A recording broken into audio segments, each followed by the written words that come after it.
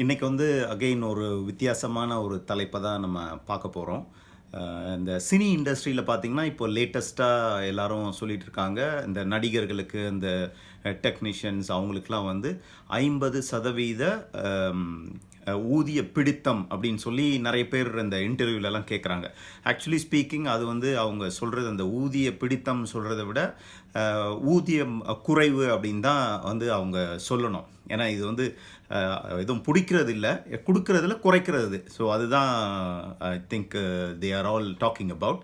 So இப்போ பார்த்தீங்கன்னா இந்த கொரோனாவால் எல்லா இண்டஸ்ட்ரியுமே வந்து வேர்ல்டு ஓவர் வந்து பாதிக்கப்பட்டிருக்கு. அதில் வந்து சினி இண்டஸ்ட்ரியும் பாதிக்கப்பட்டிருக்கு. ஏன்னா இந்த லாக்டவுன் நேரத்தில் ஸோ அவங்க யாரும் வந்து வெளியில் போய் வேலை செய்ய முடியாது. ஸோ அது வந்து பாதிக்கப்பட்டிருக்குது.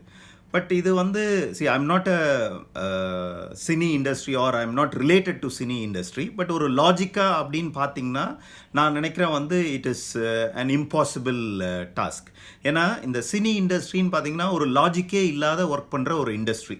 ஸோ இது வந்து இப்போ ஒரு ஹீரோ வராரு அப்படின்னா அவருக்கு எப்படி சேலரி ஃபிக்ஸ் பண்ணுறாங்கன்னு தெரியாது. இப்போ நீங்கள் பார்த்தீங்கன்னா ஒரு என்ஜினியர் இருக்கார், ஒரு சாஃப்ட்வேர் இன்ஜினியர்னா அவரோட டேலண்ட் என்ன, அவருக்கு ஏற்ற மாதிரி அவரோட அந்த எம்ப்ளாயர் வந்து அவருக்கு வந்து ஒரு சேலரியை ஃபிக்ஸ் பண்ணுவார். ஆனால் இந்த சினி இண்டஸ்ட்ரியில் பார்த்தீங்கன்னா அப்படிலாம் கிடையாது. ஒருத்தர் வருவார், பார்த்தீங்கன்னா தொடக்கத்தில் ஒரு படத்துக்கோ 2 படத்துக்கோ பார்த்தீங்கன்னா ஒரு லட்சங்களில் தான் சம்பளம் வாங்குவார்.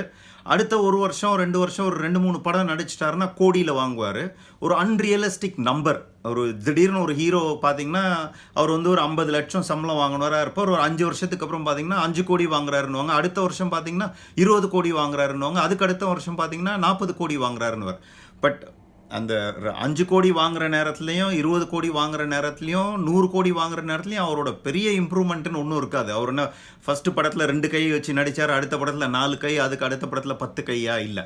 பட் இது என்னென்னா அதை கொடுக்கறதுக்குன்னு ஒரு முட்டாள் இருப்பான்ல, அந்த எம்ப்ளாயர் யார் வந்து இன்வெஸ்ட் பண்ணி அந்த படம் எடுக்கிறானோ ஸோ அவங்க தானே கொடுக்குறாங்க. ஸோ அவங்க கொடுக்கணும் அப்படின்னு நினைக்கும் போது கேட்குறவன் வந்து எதை வேணாலும் கேட்பான். ஸோ இப்போ அதனால் வந்து இந்த லாஜிக்கெல்லாம் நீங்கள் வச்சு பார்த்தீங்கன்னா டெஃபினட்டாக இந்த இது குறையிறதுக்கான வாய்ப்பு வந்து ரொம்ப குறைவு. ஏன்னா இப்போ ஒரு ஒரு ஒரு மூவின்னு எடுத்திங்கன்னா, ஏன்னா இவங்க சொல்கிற நம்பர்ஸ்லாம் வச்சு பார்த்தீங்கன்னா ஹீரோ வந்து ஒரு 50% ஆஃப் தட் பட்ஜெட் வந்து அவரோட சம்பளமாக வாங்கிட்டு போயிடுறாரு. அந்த பேலன்ஸ் இருக்கிற 50%ல் தான் மற்றவங்கெல்லாம் வந்து சம்பளம் வாங்குவாங்க. ஸோ இதில் பார்த்தீங்கன்னா ரியலாகவே அதில் ஒர்க் பண்ணுற engineers, technicians who really have a talent அவங்க போடுறது. ஏன்னா நடிகருக்கும் டேலண்ட் இருக்குது, இல்லைன்னு சொல்லலை. பட் அந்த நடிகரோட இன்வெஸ்ட்மெண்ட் என்னது? இப்போ ஒரு எம்ப்ளாயர்னு பார்த்தீங்கன்னா ஒரு தொழில் பண்ண வரவங்க வந்து அவங்க வந்து ஒரு பணம் முதலீடு போடுறாங்க. முதலீடு போட்டு அதுக்கப்புறம் அதிலேருந்து லாபத்தை எடுக்கிறாங்க. ஆனால் ஒரு முதலீடே இல்லாமல் இவர் வருவார், நடிப்பார், 1 படம் 2 படம் 3 படம், அதுக்கப்புறம் பார்த்தீங்கன்னா அந்த கோடிகளில் வந்து போயிட்டுருக்கும். பட் இதோட மெயின் காரணம் நான் நினைக்கிறேன் அந்த employer who is investing the money, who is taking the movie.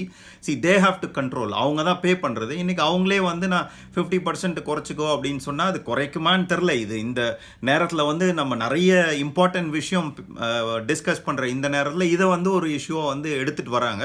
But இது டெஃபினட்டாக குறையிறதுக்கான வாய்ப்புகள் இல்லை அப்படின்றது இந்த லாஜிக்கை வச்சு பார்க்கும்போது நான் சொல்கிறேன். இன்னொரு விஷயம் என்னென்னா, இப்போ இவங்க வந்து இந்த ஊதியத்தை குறைக்கிறாங்க அப்படின்னா அந்த இன்வெஸ்ட் பண்ணி அவர் இந்த ப்ராடக்டை விற்கிறார் இல்லையா? லைக் ஓகே ப்ராடக்ட்னா இப்போ ஒரு கார் மேனுஃபேக்சர் பண்ணுறாங்கன்னு வச்சிங்களேன், ஒரு 10 லட்ச ரூபா கார் விற்கிறாங்க. இப்போ நாளைக்கு வந்து அங்கே இருக்கிற எல்லாருக்கும் வந்து சேலரி 50% குறைச்சிட்டாங்கன்னா அந்த கார் மேனுஃபேக்சரர் அந்த காரை வந்து 5 லட்ச ரூபாய்க்கு விற்க போகிறது இல்லை. So he is not going to do that. So he will still try to sell it for 10 lakhs or maybe 1 lakh less. So அதனால் வந்து இப்போ இதை குறைக்கிறதுனால யாருக்கு லாபம் அப்படின்னு பார்த்தீங்கன்னா யாருக்குமே லாபம் இல்லை. அந்த இன்வெஸ்டர், அந்த எம்ப்ளாயர் வந்து he is trying to take more money. இதில் 2 விஷயம் இருக்குது. இந்த படத்தை வந்து மெயினாக ஓட வைக்கிறது ஒன்று வந்து ஹீரோ, இன்னொன்று வந்து பார்த்தீங்கன்னா மக்கள்.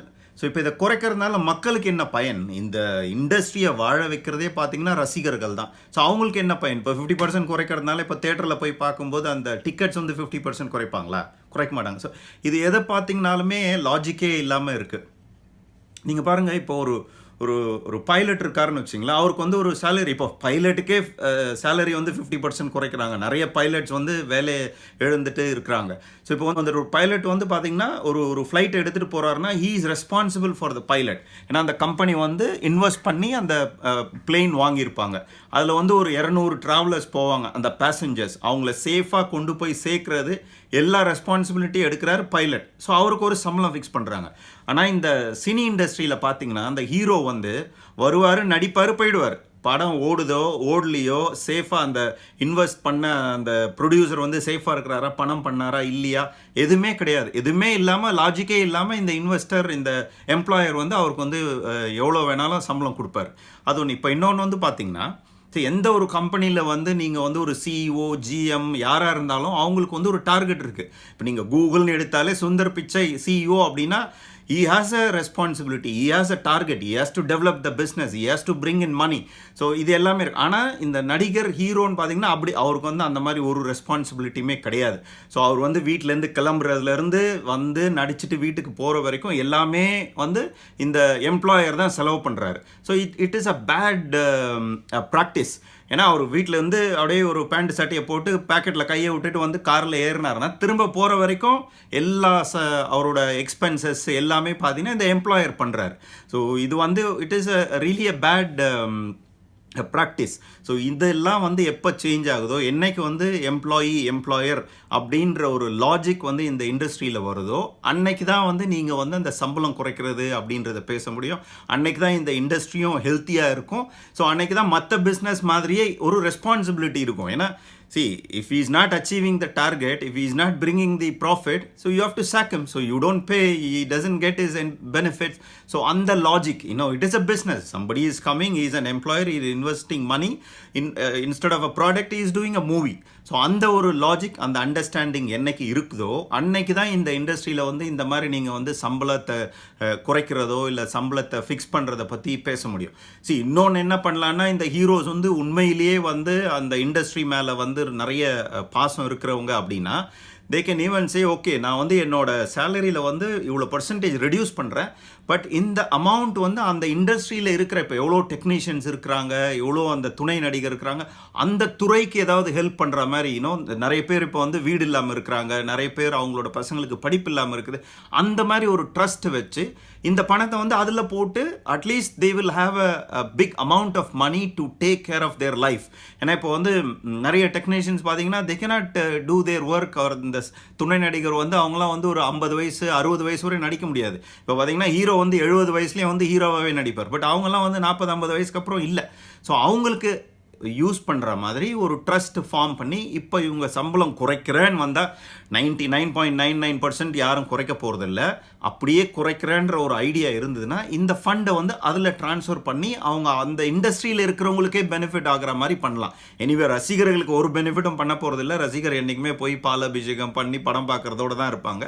அவங்களுக்கு ஒரு பெனிஃபிட் வர, but you can help your own industry people. So this is what I feel about it.